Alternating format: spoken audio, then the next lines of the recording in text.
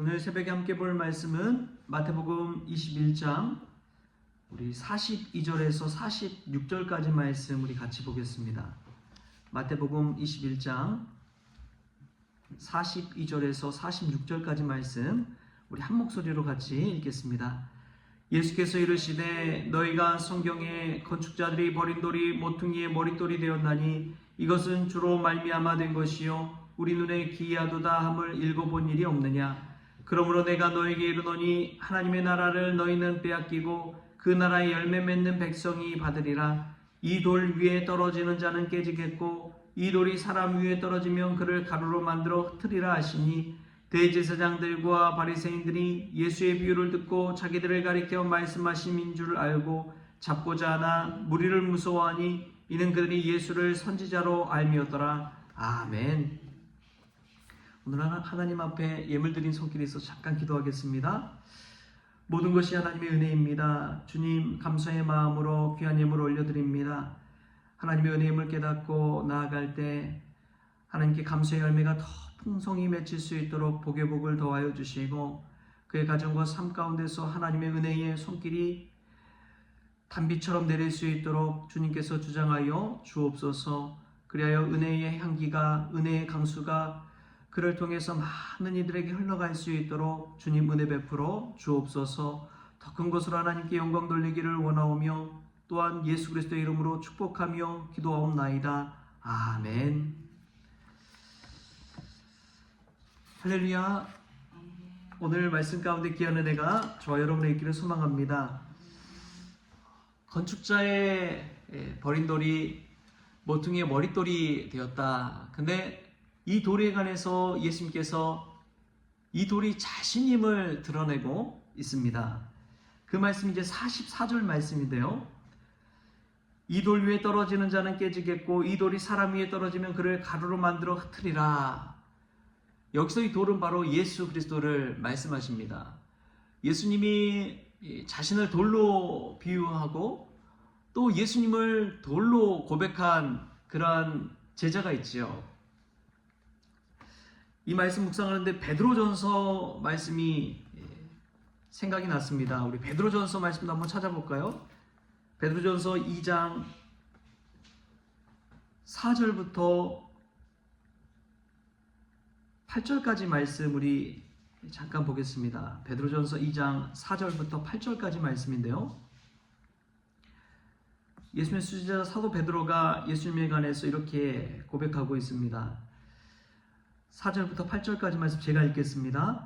사람에게는 버림바가 되었으나 하나님께는 택하심을 입은 보배로운 산돌이신 예수께 나아가 너희도 산돌같이 신령한 집으로 세워지고 예수 그리스도로 말미암아 하나님이 기쁘게 받으실 신령한 제사를 드릴 거룩한 제사장이 될지니라. 성경에 기록되었으되 보라 내가 택한 보배로운 모퉁이 돌을 시온에 두노니 그를 믿는 자는 부끄러움을 당하지 아니하리라 하였으니 그러므로 믿는 너에게는 보배이나 믿지 아니하는 자에게는 건축자들이 버린 그 돌이 모퉁이의 머릿돌이 되고 또한 부딪히는 돌과 걸려 넘어지게 하는 바위가 되었다 하였느니라. 그들이 말씀을 순종하지 아니함으로 넘어지나니 이는 그들을 이렇게 정하신 것이라. 아멘. 여러분 오늘 이 돌이신 예수 그리스도 예수님을 산돌이라고 베드로는 고백하고 있습니다. 이 모퉁이 돌 예수 그리스도 안에서 살아갈 때 그 반석 위에 세워진 것처럼 은혜의 삶을 살 수 있는 것이지요. 그러나 이 산돌이신 예수님이 거침돌이 되었을 때 그 돌에 부딪혀서 넘어지고 깨지게 되는 것입니다. 예수님 오늘 그 돌 아래에 깔리는 자는 가루가 된다고 하고 그 돌 위에 떨어지는 자는 부서진다고 그렇게 말씀하시죠. 산돌이신 예수 그리스도. 산돌을 영어로 하면 리빙스톤입니다. 리빙스톤. 영국의 유명한 탐험가도 있었죠. 탐험가이자 선교사인 리빙스톤이란 유명한 사람이 있습니다. 그가 이런 말을 했어요. 기회는 반드시 찾아온다. 실력 없는 자에게는 잠자고 있을 때 오고 실력이 있는 자에게는 눈을 부릅뜨고 있을 때 온다. 눈을 부릅뜨고 있을 때 기회가 찾아온다는 것이죠. 우리에게 믿음의 실력이 있길 바랍니다. 깨어 기도하며 하나님 앞에 나아갈 때 하나님 주신 찬스와 기회와 은혜를 누리게 될 줄 믿습니다.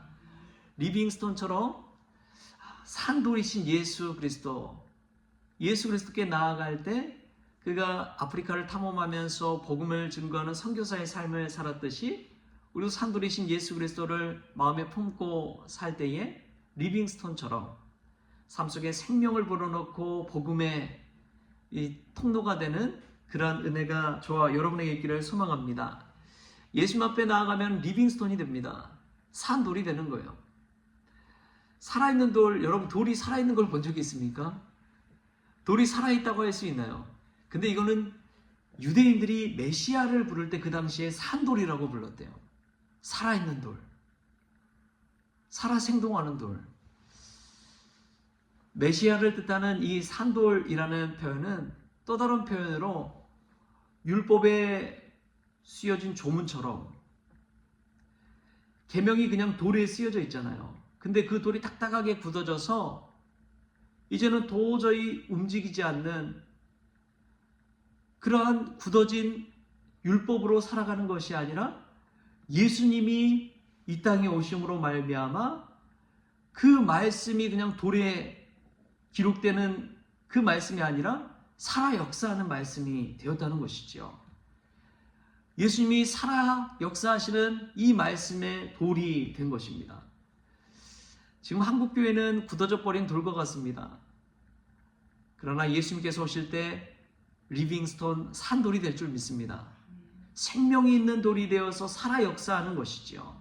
말씀이 살아 역사할 때 산돌이신 예수님의 은혜가 우리의 삶 가운데 나타나게 될 줄 믿습니다. 산돌이신 예수님 앞에 나아갈 때 사람들은 두려움을 이겨내고 오히려 생명의 역사를 이뤄낸다는 것을 알 수가 있습니다. 오늘 이 돌 위에 깨지는 사람들이 있거든요. 그 사람들이 보여지는 모습을 보면 어떤 모습이 드러나느냐? 오늘 말씀 45절 46절에 이렇게 반응합니다. 대제사장들과 바리새인들이 예수의 비유를 듣고 자기들을 가리켜 말씀하심인 줄 알고 잡고자 하나 무리를 무서워하니 이는 그들이 예수를 선지자로 알미었더라. 대제사장들과 바리새인들은 예수님을 잡고자 하는 그런 마음이 있었지만 누가 무서워서 잡지 못해요? 무리들이 무서운 거예요. 예수님을 선지자로 알고 따르는 그 무리들이 무서운 거예요. 예수님 곁에 있는 무리들을 무서워하는 대제사장과 바리새인들을 생각해 보십시오. 그들은 사람을 무서워하는 것입니다. 그런데 믿음으로 산다는 것은 눈에 보이는 사람들을 무서워하는 것이 아니라 누구를 두려워하고 경외해야 돼요? 하나님을 경외하고 예수님을 경외하며 나아가는 것입니다. 예수님 곁에 있는 막 부수적인 것들을 바라보면서 2차적인 것들을 바라보면서 예수님 따르고 또 두려워하는 것이 아니라 예수님을 바라보면서 두려워할 줄 아는 삶, 예수님을 바라보면서 믿는 삶, 그 삶이 산돌이신 예수님께 나아가는 삶인 것이죠. 여러분 무엇을 두려워하십니까? 짧으면 짧은 인생이잖아요. 한 번뿐인 인생이잖아요. 돌이켜보면은 얼마나 시간이 훅 지나갑니까? 그런 짧은 인생 가운데 여러분 과연 무엇을 두려워하면서 살고 있습니까? 무리를 바라보면서 사람들 인기와 사람들 생각하면서 살아가는 인생, 대제사장과 바리새인들이 사는 인생이지요. 그러나 중심에 예수님을 바라보면서 살아가는 인생, 산돌이신 예수님 앞에 나아가는 인생, 리빙 스톤이신 그분 앞에 나아갈 때 우리가 말씀이 살아 생동하는 그런 생기 넘치는 삶을 살게 될 줄 믿습니다. 예수님 앞에 나아가십시다. 산돌이신 예수님 앞에 나아갈 때 우리의 마음 심령이 딱딱하게 굳어졌던 것들이 완전히 산산조각 나고 나의 교만했던 오만했던 자아가 산산조각 나고 예수님 앞에서 생명력 있는 삶을 살게 될 줄 믿습니다. 왜냐하면 예수님 앞에 나아가면요 나는 죽고 예수님으로 살게 되기 때문에 그렇습니다. 디트리히 보네포 목사님이 한 유명한 말씀 있잖아요. 예수님께서 나를 부르신 것은 죽으라고 부르신 것이다. 예수님 앞에 나아갈 때 우리는 죽고 예수님이 살아나게 될 줄 믿습니다. 산돌이신 그분 앞에 나아갈 때 살아 역사하시는 말씀의 능력의 역사를 체험할 수 있기 때문에 그렇습니다. 요즘 읽고 있는 그 책이 있는데요. 오랜만에 이중표 목사님이 나는 매일 죽는다라는 규장에서 나오는 책을 요즘 읽고 있어요. 근데 그분의 일대기를 쭉 읽고 은혜를 받는 게 무엇이냐? 자신을 막 진짜 별세시키는 거예요. 옥국교회라는 교회에 가서 복음을 증거하는데 그는 가방에 늘 성경책과 작업법을 함께 들고 다녔대요. 그래서 밭에 나가서 일할 때, 전도할 때는 이 밭에 일하고 있는 아주머니를 돕기 위해서 작업복으로 바로 그 자리에서 갈아입고 일하러 밭에 같이 들어가서 일하면서 전도했다는 거예요. 또 어떤 한 분은 전도하는데 그분이 이제 농사를 짓지 못하게 됐다는 거예요. 이제 홀로 남았는데 예전에는 거름을 뿌릴 때에 이 인분을 갖다가 그냥 뿌렸잖아요. 근데 그 일을 해줄 이 남편이 없어서 이 농사도 짓는 걸 포기해야 될 것 같다고 그랬다는 거예요.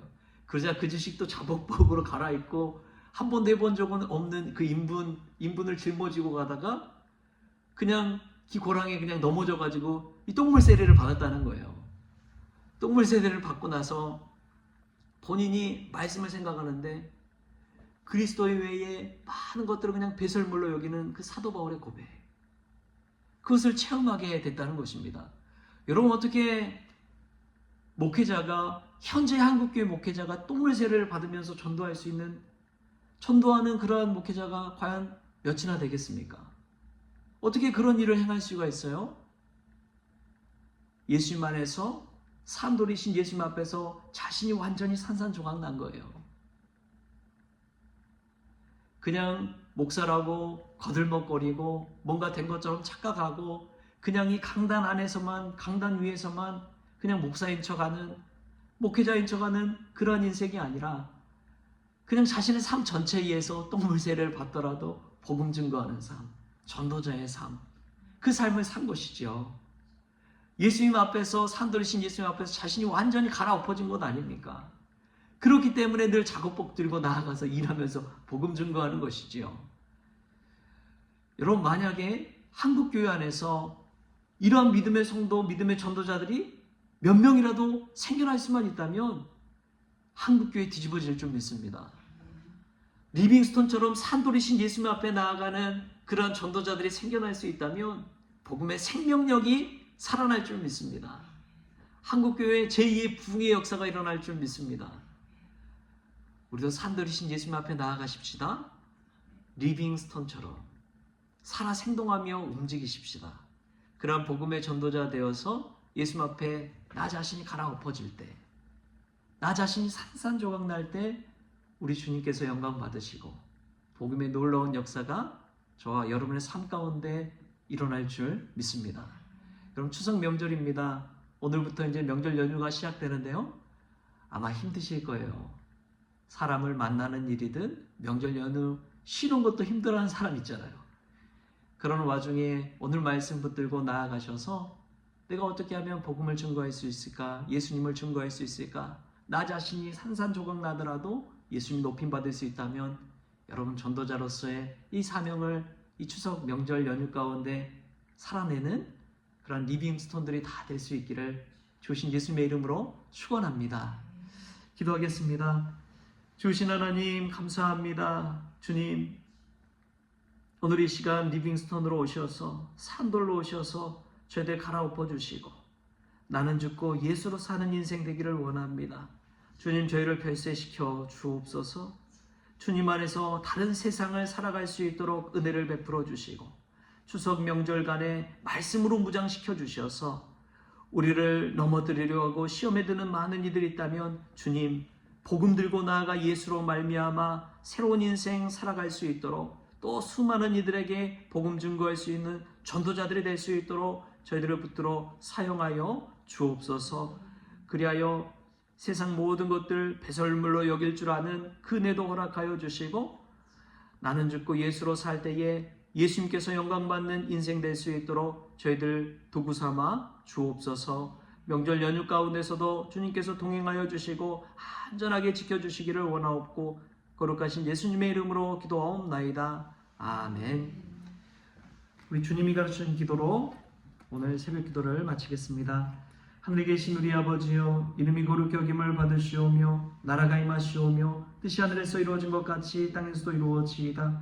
오늘 우리에게 일용할 양식을 주시옵고 우리가 우리에게 죄진 자를 사하여 준 것 같이 우리 죄를 사하여 주시옵고 우리를 시험에 들게 하지 마시옵고 다만 악에서 구하시옵소서. 나라와 권세와 영광이 아버지께 영원히 있사옵나이다. 아멘.